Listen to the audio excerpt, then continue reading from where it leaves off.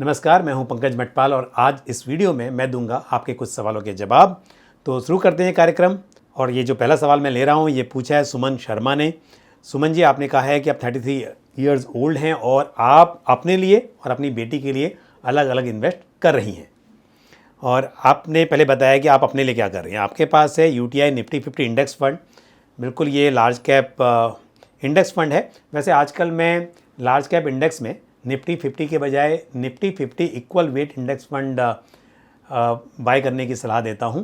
तो Nifty 50 equal weight और Nifty 50 fund दोनों में सेम स्टॉक्स हैं।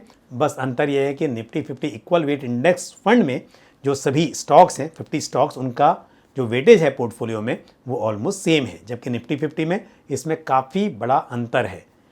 किसी स्टॉक का वेट 12-13% भी हो सकता है, किसी का 1% है उससे कम भी हो सकता है। तो यहाँ पर जैसे मैंने कहा कि UTI Nifty 50 equal weight index fund consider किया जा सकता है यदि आप चाहें।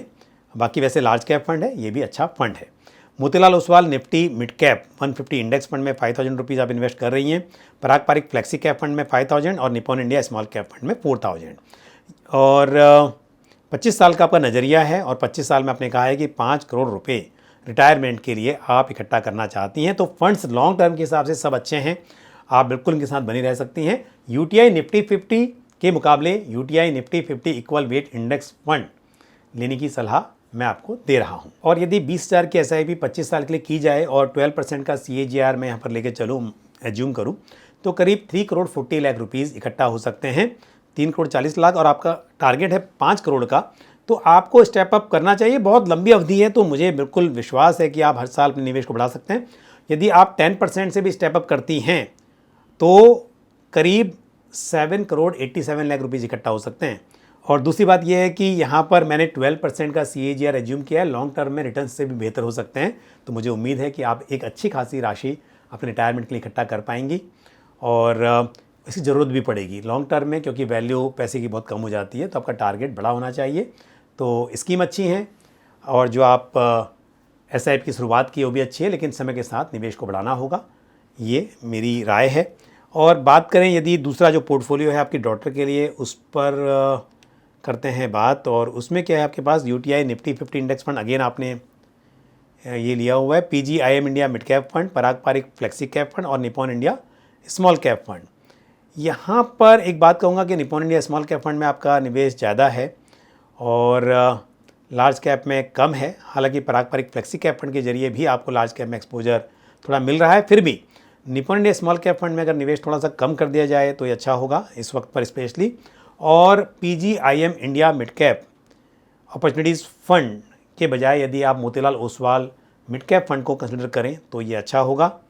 तो ये मेरी राय होगी। तो अब तक एक बात है, आपके पोर्टफोलियो में दो मतलब स्कीम है। स्कीम यानी कि यूटीआई निफ्टी 50 इंडेक्स फंड जो है वो आपके पोर्टफोलियो में भी है और आपके डॉटर के पोर्टफोलियो में भी है। आप एक काम कीजिए, एक आप निफ्टी 50 रखिए और एक आप Nifty 50 equal weight index fund रखिए। तो किसी भी एक पोर्टफोलियो में आप बदलाव कर सकते हैं, ये अच्छा रहेगा। और मिड कैप फंड मैं आपको राय दे रहा हूँ कि आपको इसमें बदलाव करना चाहिए। तो ये मेरी राय है। दूसरी बात, अच्छा, बेटी के लिए आपने जो गोल लिया उसमें आपने कहा है कि 2 साल तक आप निवेश करेंगी और उसके बाद में आप छोड़ देंगी और फिर ये जो वैल्यू है 2 साल में करीब 6 लाख हो जाएगी और फिर इसे आप बढ़ने देंगी 23 साल के लिए। तो 25 साल के बाद जो होगा करीब 2 करोड़ का आप गिफ्ट देना चाहती हैं बेटी को। देखते हैं, कैलकुलेट करके देखते हैं कि कितना पैसा बन सकता है। तो अगर 2 साल के लिए निवेश करते हैं तो 2 साल में 12% के हिसाब से यदि बात करें तो 6,76,000 रुपीज़ इकट्ठा हो सकते हैं। बट वो 23 साल में जब बढ़ेंगे 12% के हिसाब से तो करीब 92 लाख के आसपास आपके पास इकट्ठा हो पाएंगे। तो टारगेट आपके पास 2 करोड़ का है, वो थोड़ा सा मुझे यहाँ पर गैप दिखाई दे रहा है। तो आपको मेरी सलाह होगी कि आप 2 साल नहीं बल्कि थोड़े और समय के लिए निवेश कीजिए। 2 की जगह पर आप 4 साल निवेश कीजिए और उसके बाद में फिर उसको बढ़ने दीजिए। तो मुझे उम्मीद है कि जो आप 2 करोड़ की राशि लेकर चल रही हैं वो मुमकिन हो पाएगी।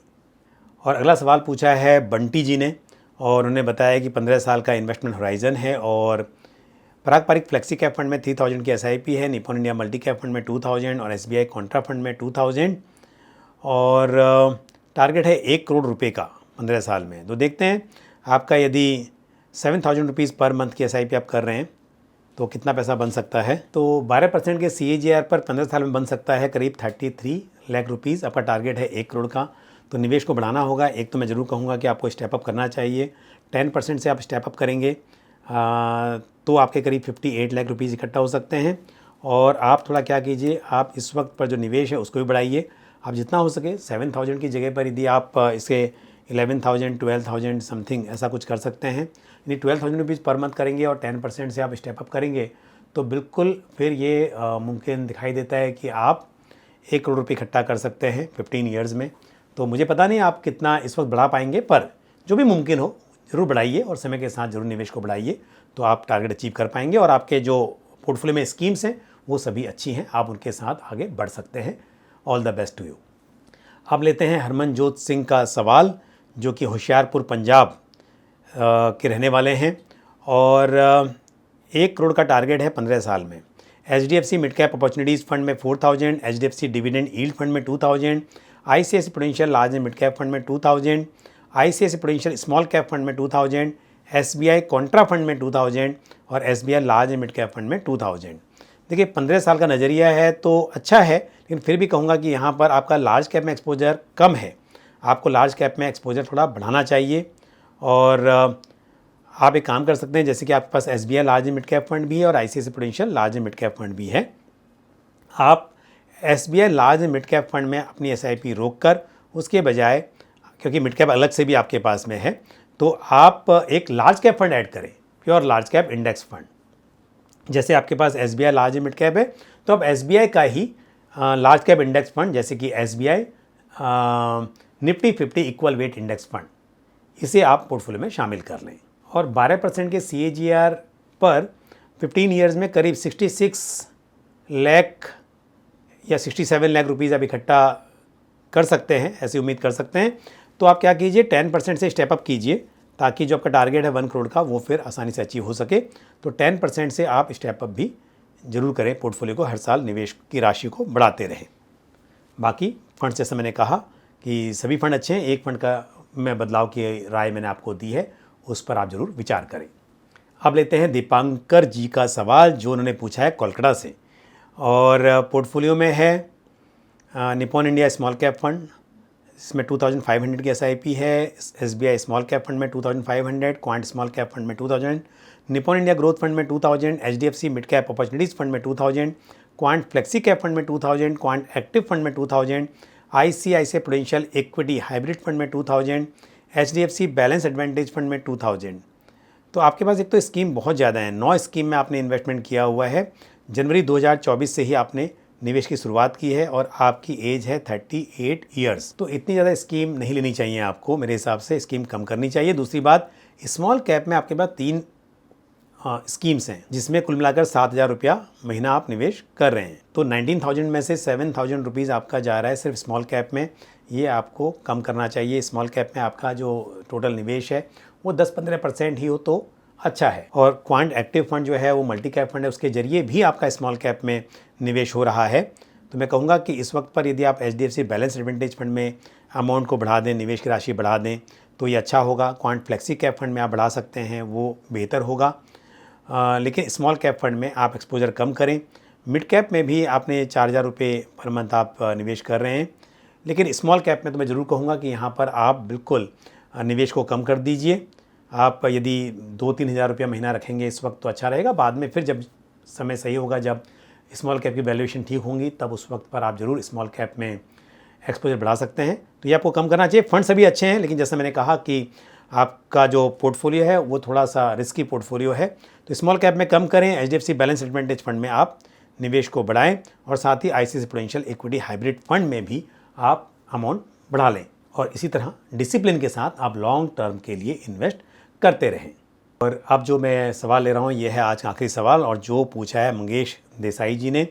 आपने बताया मंगेश जी कि आपकी एज है 40 ईयर्स की, आप मुंबई के रहने वाले हैं, और आपने मेरे वीडियोस देखकर SIP शुरू की है। लेकिन मैंने कभी नहीं कहा कि आप एक ही कैटेगरी के 2-2 स्कीम लीजिए। आपने देखिए टाटा स्मॉल कैप फंड भी ले लिया, इन्वेस्को स्मॉल कैप फंड भी ले लिया। फंड्स अच्छे हैं, लेकिन 3,000 रुपये आप इसमें निवेश कर रहे हैं कुल मिलाकर, तो 10,500 में से, यानी कि जो SIP अमाउंट है पर मंथ की 10,500 रुपये की है, उसमें से 3,000 रुपये आप स्मॉल कैप में कर रहे हैं, आपको थोड़ा सा कम करना चाहिए। और मिड कैप में एक स्कीम है 1500 वो ठीक है। Flexi cap fund Nippon India में 1500 और पराग पारिक में 2000। साथ में DSP मल्टी कैप फंड में 1000 रुपीज़ है। तो बस थोड़ा सा ये मैं कहूँगा कि आपको स्मॉल कैप फंड में यदि इन्वेस्ट स्मॉल कैप फंड को आप रोक लें, क्योंकि टाटा स्मॉल कैप फंड में आप 2000 कर रहे हैं तो ये अच्छा होगा। और आप क्या करें कि जो पराग पारिक फ्लेक्सी कैप फंड है उसमें अमाउंट को ऐड कर दें तो आपका पोर्टफोलियो थोड़ा सा बैलेंस हो जाएगा, ये अच्छा रहेगा। और Motilal Oswal Nifty 200 momentum fund भी आपके पास में है, ये भी अच्छा है लार्ज कैप फंड, इसमें भी आप बने रहें। और ICICI Prudential Nifty large and mid cap fund index fund में आपने निवेश किया हुआ है 1 लाख रुपये लमसम, यहाँ भी आप इन्वेस्टेड रहें। आपका पोर्टफोलियो अच्छा है, थोड़ा सा स्मॉल कैप में एक्सपोजर कम करने की मैं सलाह दे रहा हूँ। और आपने दूसरा कहा है कि आपके पास है 4 लाख रुपये जो आपको निवेश करना है 10 से 12 साल के लिए। तो देखिए मैं कहूँगा कि यदि 10 से 12 साल निवेश करना है इस वक्त पर, तो मेरी राय होगी कि लार्ज कैप में आपको निवेश करना चाहिए। तो लमसम अमाउंट के लिए मैं कहूँगा कि आपको एक लार्ज कैप इंडेक्स फंड चुनना चाहिए। और यहाँ पर मेरी राय होगी कि ICICI Prudential Nifty 50 equal weight index fund या फिर Aditya Birla sun life Nifty 50 equal weight index fund पर आप विचार कर सकते हैं। तो आज इस वीडियो में मैंने कुछ प्रश्नों के उत्तर दिए और मुझे उम्मीद है जानकारी आपको पसंद आई होगी। आपके जो भी सवाल या सुझाव हो आप कमेंट बॉक्स में पोस्ट कर सकते हैं। इसी के साथ मुझे दीजिए इजाज़त, अगले वीडियो में फिर आपसे मुलाकात होगी। थैंक यू, जय हिंद। म्यूचुअल फंड निवेश बाजार जोखिमों के अधीन है। योजना से संबंधित सभी दस्तावेजों को ध्यान से पढ़ें।